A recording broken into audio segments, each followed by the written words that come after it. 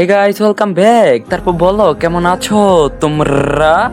যাই হোক, নতুন গল্প নিয়ে এসে পরিচিত শুরু করা যাক। আমি যে প্রচন্ড খারাপ নির্লজ্জ বেহা একটা মেয়ে, সেটা আপনি খুব ভালো করেই জানেন নীরব ভাইয়া।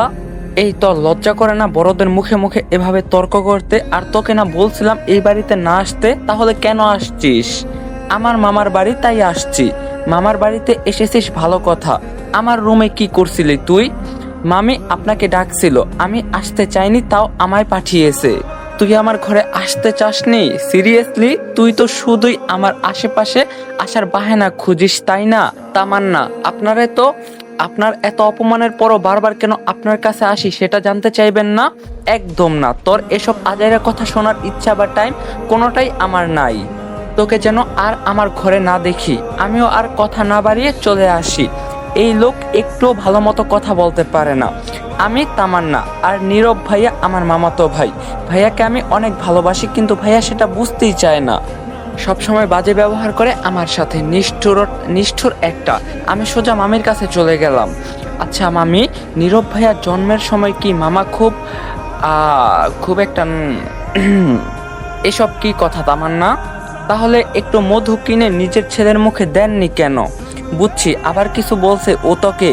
কিছু মানে অনেক কিছু বলছে। কথা শুনে তো মনে হচ্ছিল যেন ওনার ঘরে ডাকাতি করতে গেছি আমি। রাগ করিস না মামুনি, জানিস তো ওর ঘরে কাউকে অ্যালাউ করে না। সেই তো, একটু খেয়াল রেখো ঘরে, আবার বউটাও লুকিয়ে রাখতে পারে। আচ্ছা আমি বাসায় যাচ্ছি। সে কি, এখনই চলে যাবি? বিকালে গেলে হয় না?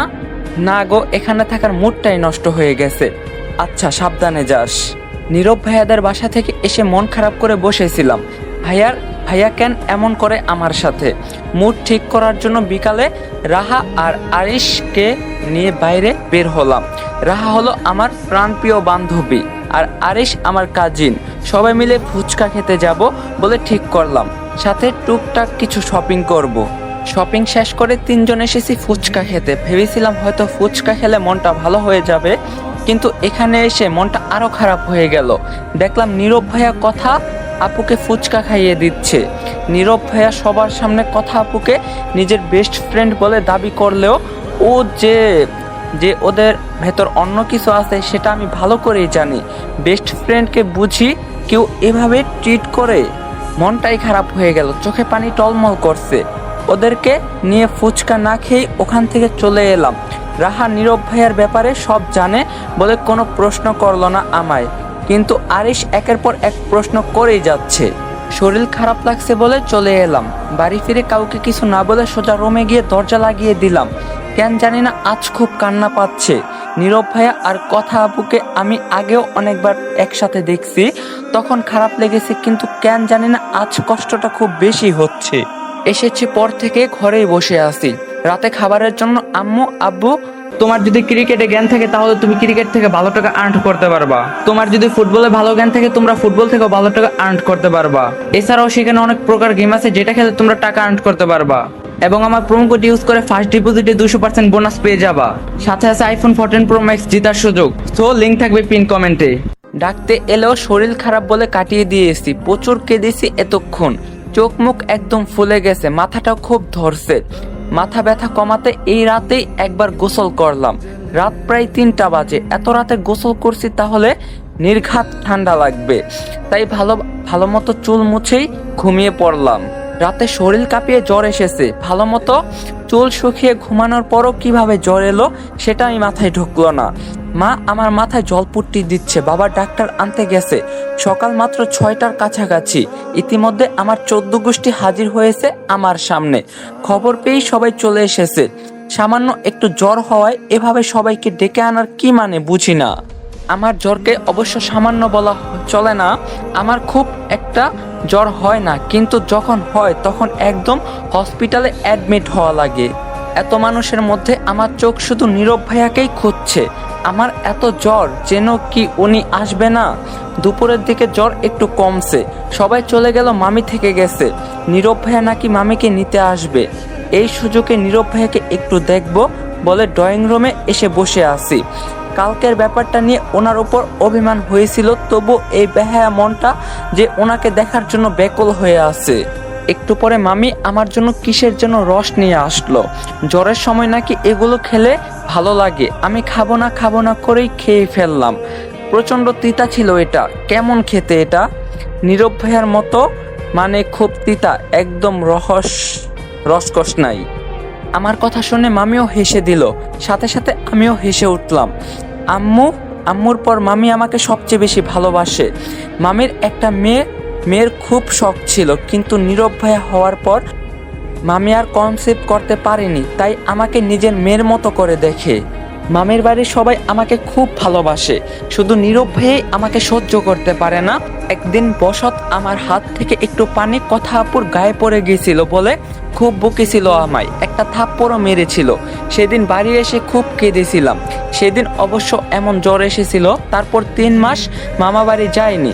অবশেষে নীরব ভাইয়া এসে আমার কাছে মাপ চেয়েছিল।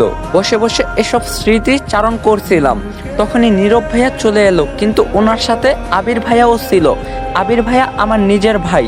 ভাইয়া একজন ডক্টর, কিছুদিন আগে কাজের জন্য দেশের বাহিরে গিয়েছিল, কিন্তু ভাইয়া যে আজ আসবে সেটা আমাকে বলেনি, তাই রাগ করে ওখানেই বসে রইলাম। ঠিক করছি আজকে ভাইয়ার সাথে কথাই বলবো না। ভাইয়া আমার কাছে এসে বলল, কি হয়েছে বনু? ভাবলাম আজ এসে তোকে চমকে দিব, কিন্তু তুই তো জ্বর বাঁধিয়ে বসে আছিস। ভাইয়ার এই মিষ্টি কথায় আমি একদম গলে গেলাম। এই মানুষটার উপর তো আমি রাগ করে থাকতেই পারি না। আমি কি ইচ্ছা করে জ্বর বাঁধিয়েছি বল? হ্যাঁ সেই তো। তুই তো কিছুই করিস না, বরং সমস্যারা তোকে খুঁজে তোর ঘাড়ে এসে ঝুলে যায়, তাই না? নীরব ভাইয়ার এই কথা শুনেই মেজাজ গরম হয়ে গেল। কোথায় আমি অসুস্থ, আমাকে সান্ত্বনা দিবে, তা না করে আমায় জ্বালাচ্ছে। এই মানুষটা কি কখনো আমায় একটু বুঝাবে না? কেন আমাকে উনি এত কষ্ট দেন? রাগ করে ওখান থেকে উঠে চলে যাচ্ছিলাম, তখনই উনি বললেন, দাঁড়া তামান্না, তোর সাথে আমার কথা আছে। উনি আবার কি বলবেন? কাল যে আমি উনাকে দেখছি সেটা জেনে গেল না তো? উপরে তোর রুমে আয়, কথা আছে। আমাকে রুমে যেতে বললেই উনি সিঁড়ি দিয়ে উঠে আমার ঘরে চলে গেলেন। আমার কি যাওয়া উচিত? না, আমি যাব না। এমনিতে তো আমাকে ওনার আশেপাশে যেতে মানা করছে, এখন ওনার প্রয়োজন বলে ডাকছে, আমি যাব না। এসব ভাবছিলাম, তখনই মানে নীরব ভাইয়া আমার হাত টেনে আমার ঘরে নিয়ে যেতে লাগলো। যাহ বাবা, উনি আবার কখন নিচে এলো? কি বলবেন ভাইয়া? তোর জ্বর এলো কি করে? মানে কাল তুই আমাকে আর কথাকে একসাথে দেখছিলি, তাই বাড়ি এসে কেঁদে কেঁদে জ্বর বাঁধিয়েছিস, তাই না? আপনি কি করে জানলেন ভাইয়া? সেটা তো না জানলেও চলবে। কেন করিস তুই এসব? আমি আপনাকে ভালোবাসি ভাইয়া, আপনার সাথে অন্য কাউকে সহ্য করতে পারি না আমি। থাপড়ে তোর গাল লাল করে দিব আমি। তোকে ভালোবাসি না আমি, বুঝছিস? আপনি কথা আপুকে ভালোবাসেন তাই না? হ্যাঁ আমি ভালোবাসি ওকে। হয়েছে শান্তি? কথাগুলো বলে নীরব ভাইয়া চলে গেল। আমিও দৌড়ে ছাদে চলে গেলাম। আজ আমার খুব কষ্ট হচ্ছে। ভালোবাসা কেন এত কষ্ট দেয়? ছাদ থেকেই দেখলাম নীরব ভাইয়ারা চলে গেল। একটু পরে বেশ জোরে বৃষ্টি শুরু হলো। আজ আমার চোখের জলের মতো বৃষ্টির পানি বাদ মানছে না। একই জ্বর, তারপরও বৃষ্টিতে ভেজা শরীরটা বেশ দুর্বল লাগছে। দাঁড়িয়ে থাকার শক্তিটাও পাচ্ছি না। হঠাৎই মাথা ঘুরে ছাদে পড়ে গেলাম। ফিরতেই ফিনাইলের কড়া গন্ধ নাকে এলো। বুঝতে বাকি রইল না যে আমি হসপিটালে। চোখ খুলতে মায়ের মলিন মুখটা চোখে পড়লো। পাশে ভাইয়া আর মামি বসেছিল। আম্মু আমার দিকে এগিয়ে এসে আমার মাথায় হাত রেখে বলল, এরকম পাগলামি কেউ করে? তোর মাথায় কি একটুও বুদ্ধি নেই? মরার শখ হয়েছে? আম্মু চুপ করো তো। ভাইয়া আম্মুকে চুপ করতে বলে আমার দিকে এগিয়ে এসে বলল, এরকম কেউ করে? জানিস আমরা কত টেনশনে ছিলাম। নিজের সাথে সাথে আমাদেরকেও কষ্ট দিলি তো। আমরা তো ভেবেছিলাম আজ রাতে তোর জ্ঞান ফিরবেই না। ভাইয়ার কথা শুনে ঘড়ির দিকে তাকিয়ে দেখলাম রাত 1:30 বাজে। আমি যখন ছাদে ছিলাম তখন 10টা বেজেছিল। আমি এতক্ষণ অজ্ঞান ছিলাম। আমি কি নীরব ভাইয়ার জন্য নিজেকে একটু বেশি কষ্ট দিচ্ছি?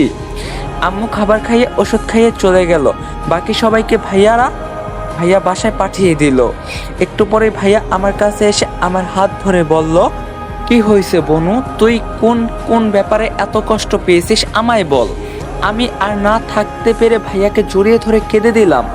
আমি নীরব ভাইয়াকে অনেক ভালোবাসি, তাকে ছাড়া আমি বাঁচব না। তুই সত্যি নীরবকে ভালোবাসিস? আমায় আগে কেন বলিসনি? ঝামেলা কেন হবে? নীরব ভাইয়া যে অন্য কাউকে ভালোবাসে। আচ্ছা, তুই এগুলো আমার উপর ছেড়ে দে, আমি দেখে নেব। তুই এখন ঘুমিয়ে পড়। 2 দিন পর হাসপাতাল থেকে বাড়িতে ফিরলাম।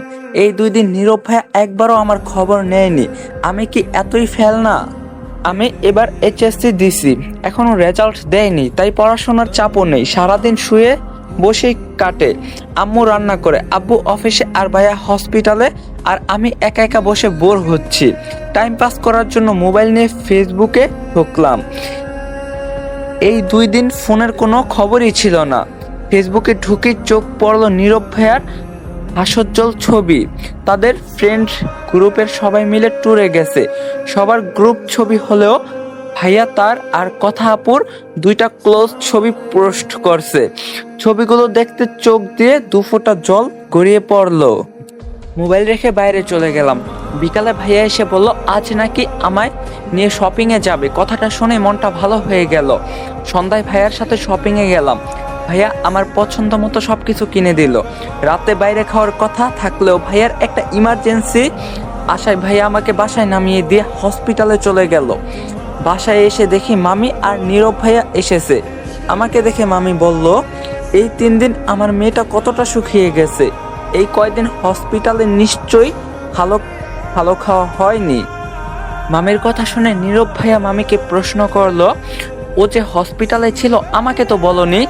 তুই বিজি মানুষ, তোমাকে তো সেদিন কত ফোন করলাম, তুমি বিজি বলে কেটে দিলে।